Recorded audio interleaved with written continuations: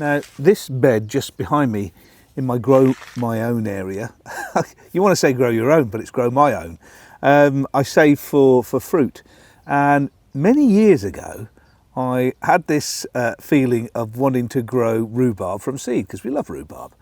You've got to love it. My mum and dad grew them in the garden when we was kids, and made rhubarb crumble with it. The flavour was amazing.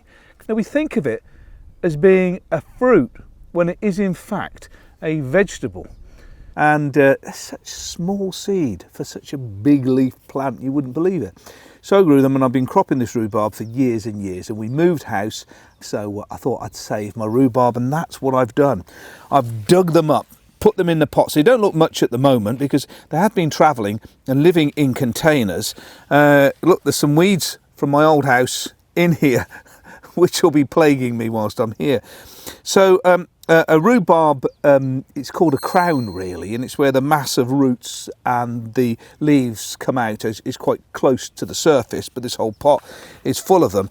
And in here, very mature, are the rhubarb plants that I've been growing for years and years, and it's so nice to bring it to my new home. I mean, you can go to the garden centre, and what you get, although the leaf looks a bit tatty, is something firm. Now, that's how you check. You put your thumb in, and if it's firm, you know there's a good crown in there. So my plan is to lay out, and I'm 1, 2, 3, 4, 5, 6, 7, 8, 9, 10 rhubarb.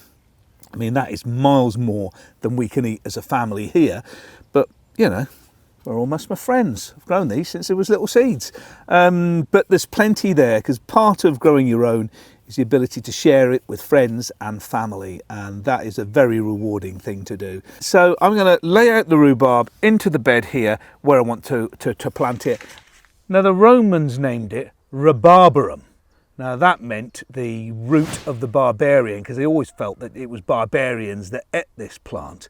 And the name rhubarb came from that. And it was unpopular because of the sour taste. And it was only in the 18th century, when sugar became cheaper and more available, then rhubarb took off as a really popular dish. Now, 3 parts of this plant: the roots, the stem and the leaves. The roots were in fact used in the Far East for medicinal purposes.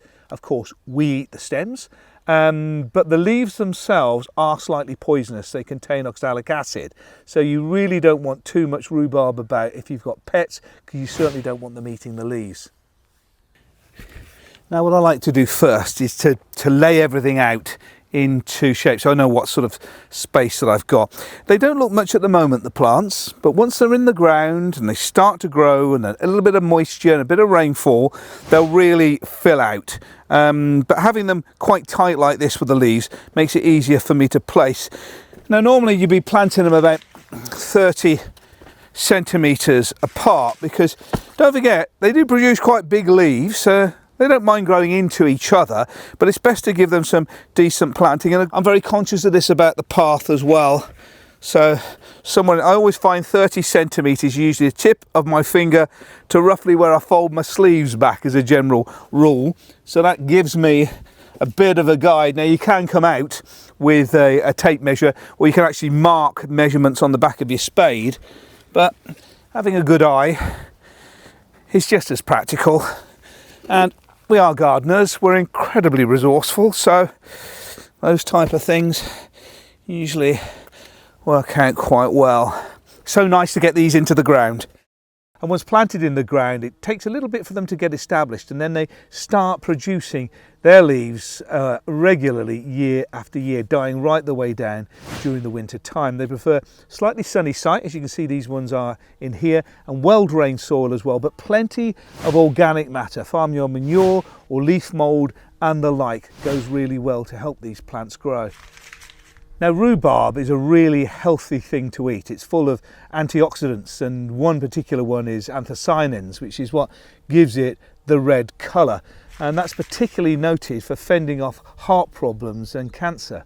It also has plenty of vitamin K, which is really good for our blood and our bones, vitamin C, which is good for our immune system, and also fibre as well, which is good for the digestive system, probably in the similar amounts as an apple or an orange or even celery. It's very good for you.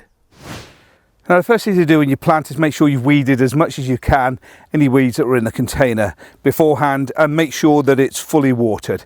First of all, I've got the mark from the bottom of the pot so I know where it's going. Then I'm going to loosen the soil within and then start taking soil out. I normally put a bit of fresh compost into the hole, and peat-free compost is my favourite choice. And so I just break a bit in there. So really when the roots are growing out, they're not growing into stone or clay. They've got a bit of a comfy cushion to get started with.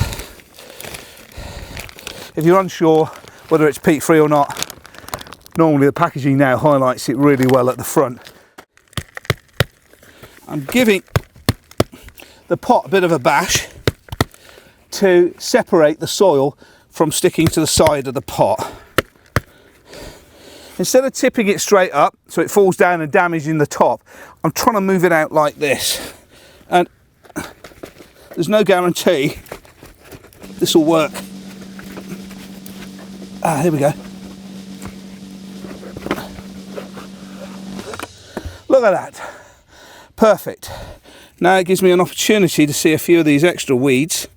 Pull those out as well, with my hand firmly on the bottom to support the plant, and then dropping it into, look at that, perfect. A little bit more of the fresh compost.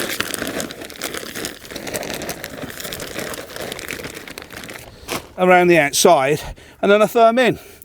Just push it into position there. The technical bit, your boot, really just firming that into position. And of course when you water, that's going to settle a lot of the compost into the air gaps, and there we have it, one rhubarb planted. 1, 2, 3, 4, 9 to go. And the secret is, of course, is to leave the crown slightly proud. You don't want to plant it too deep, so the hard bit of the crown is at the top. There we go. Early on in the year they start to throw out flowers, and you want to cut those out because you want all the energy to go into the stems. And just check on a regular basis that you've not got more flower spikes coming up, and keep them hydrated. Don't let them dry out at all during the summertime. Now some people force rhubarb, and the term forcing is getting the plant to grow a lot earlier, either in late winter or early spring, by putting a container over the top of the crown and effectively stopping any light from getting to the plant. Makes it start to grow a lot earlier. And the stems have a tendency to be less sour in the flavour. There are varieties that are particularly good for this. There's a variety called Rhubarb Timpani Early. That's a great one to force, but you get a lot of earlier shoots from your rhubarb with a slightly different taste. To force these to produce stems a lot earlier, all you need to do is to take away the light. And you can buy these proper, they're like cylinders of terracotta with a lid on the top. I had a look on some of the online sales things. They're going for about 100 quid plus. Some of the antique ones, 300 or something similar. But you can make your own. Now I've made this one here. I'm a landscaper, of course, and I've been putting quite a few trees in the grounds of late. I've actually been cutting up old pots to make a cylinder to block the light, to enable the rhubarb to force and grow and give me some of those earlier stems. Now, what I've done, you've really got to be careful where you walk when you're growing rhubarb, that you don't end up treading on a little leaf or a crown that's behind you. As you can see here, I've cut the handle. You cut the handles off these pots if you've got them.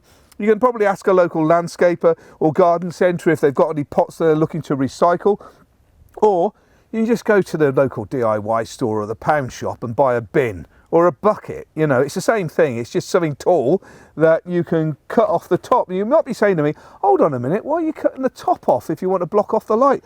Well, I want a little inspection. So to save me having to lift the pot up to see how big the leaves have grown, look at that.